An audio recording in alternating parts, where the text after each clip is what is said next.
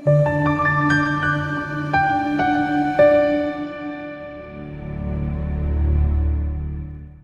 enkulu ukukhuluma nawe kuyi-channel igama uPastor Uningi njengonjalo udaba olwamaphupho on e-TV sikhona ngolwesine ngehora lesikhombisa ekseni kakuhora lesishiyagalombili sibheka lona udaba oluthinta amaphupho silandele khona bese kuthi ke ma unawo lapha ke uInstagram ungalandela khona ngokuthi ke uthi ke lapha ke xolani_enoch bese ke ukwazi ukuthi usifollowe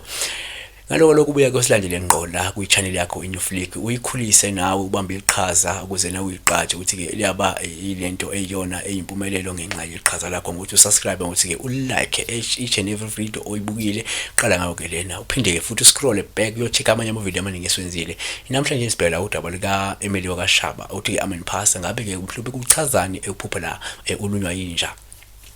Into esingayiveza la ukuthi uphupha mhlawumbe la ulunywa yinja into oqala singayiveza la uphawu losuku luxwesa kakhulu ngana kwethu ilisho ukuthi kumele uqaphele ngoba kunomuntu osonene nawe ongathembekile ozokudumaza noma kuphoxe okanye akukhulume kabi noma ke azama ukukukhaphela